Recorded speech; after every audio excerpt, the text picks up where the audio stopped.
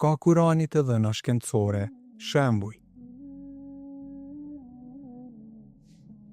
Zakonisht njerëzit kur flasin për Kur'anin, disa e kufizojnë në libër fetar, i cili nuk është në përputhje me arritjet shkencore. Prandaj si i tillë është një libër që realisht e ka shkelur koha. Është një libër që i ka dalë dhe i ka skadu afati. Është një libër që përdoret për rituale të caktuara fetare, por jo edhe për jetën e njerëzve. Nëse ajo që duhet njerëzve është shkenca, është zhvillimi, është përparimi, nga se kjo e bën njeriu të lumtur, kjo e bën njeriu që të shfrytëzon begatit në këtë botë, e bën njeriu të ngritur e kështu me radhë. A është Kur'ani në luftë me shkencën? Dhe a është shkenca ajo që e ka dominu Kur'anin?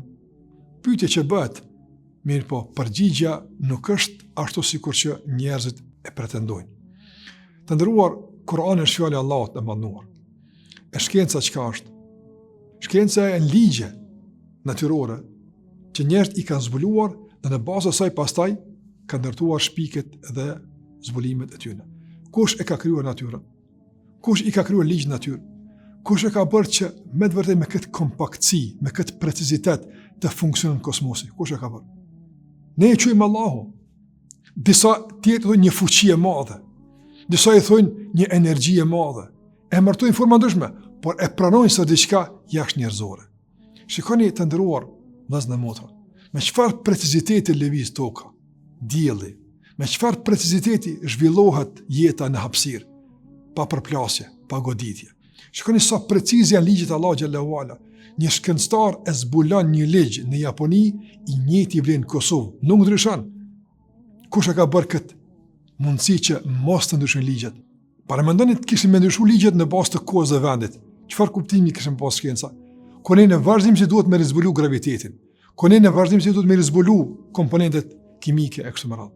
Prandaj Allahu xhallahu ala dërgon argumente të vazhdueshme se Allahu xhallahu është krijuesi i shkencës dhe ai që e ka shpall Kur'anin. E përderisa është kështu dhe është kështu, atëherë s'ka kundërshtim mes Kur'anit dhe shkencës. Kjo është e para. E dyta të nderuar vëllezër dhe motra. Në Kur'an Allahu xhallahu ala a na nxit me lexu e me mësu e me zbulu, apo thot mos u futni fare në atë dimension? Cila është realisht e vërteta? Na nxit. Sikur të kishte me qenë Kur'ani i friksuar nga shkenca, nuk do të hapte mejdanin e konkurimit në këtë pjesë. Nuk do të vlerësonte dietarët, nuk do të shpërblente dietarët, nuk do të nxizte që të shikojmë në kosmos. Mbi 1000 ajete të nderuar, mbi 1000 ajete në Kur'an flasin për dukuritë dhe fenomenet kosmologjike, për tokën, për qiellin, për hanën, për detin, për gjitha këto. Pse gjithë ky muhabet? Në kohën kur ka zbritur Kur'ani, kanë qenë komplet gati pa kuptimta.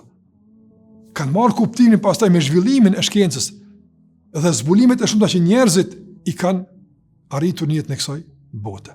Prandaj Kur'ani nuk i friksohet shkencës, por stimulon për shkencën. Kur'ani nuk i nga shkenca, por afrohet me të, nga se e ka njëjtin burim Zotin e Mëdhëshëm. Kështu që në Kur'an ka argumente të shumta që realisht janë në përputhje me shkencën dhe shkenca i ka vërtetuar ato që Kur'ani ka pohuar shekuj më herët. Nëse e merrni për shembull embriologjinë, shkenca e veçantë që flet për formën e njerit, në detaje flet Allahu xhallahu ala si formohet njeriu. E pse para kësaj ka pas besnudi shumë që njerëz kanë folur se si formohet njeriu në barkun e nas. Kanë pas qasin kë brendi. Allahu ka folur për këtë nga sa e din.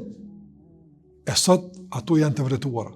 Pastaj mos flasim për çështën e detnave, për atë pengesën mes dy detave që nuk bashkohen. Allahu tha më herët, ku e diti këtë Muhamedi alayhi salatu wasalam? Bainahuma barzahun la yabghiyan. Mesë ka një pengesë që nuk përzihen detet mes veti. Sa shohim dy detna, por të vija ndarse mesë është e qartë. Madje lumejt kur përzin me detin mbetet realisht në thellësinë atje uji i ëmbël që është përzi me detin.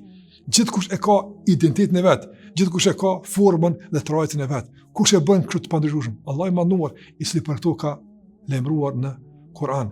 Mos flasim pastaj për kosmosin, për tokën, e për shumë tjera që realisht shkencëtarët në vazhdimsi janë duke zbuluar dhe janë duke u mahnitur me pohimet e kahmotshme të Kur'anit për to. Të nderuar tek e fundit në përmbledhje. Sot ka shumë njerëz që e pranojnë Islamin. Feja më e pranuar në botë është Islami. njerëz me të madhe konvertohen në islam. Me mira e mira njerëz brenda viti bëhen musliman.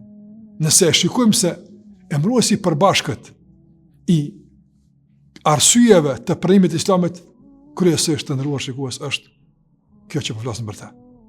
Aftësia e mësimeve kuranore për të dhënë përgjigje dilemave njerëzore. Në çdo aspekt. Prandaj Kurani na stimulon, na inkurajon për shkencën, por shkencën e cila e njeh Zotin, jo shkencën e cila e lufton Zotin.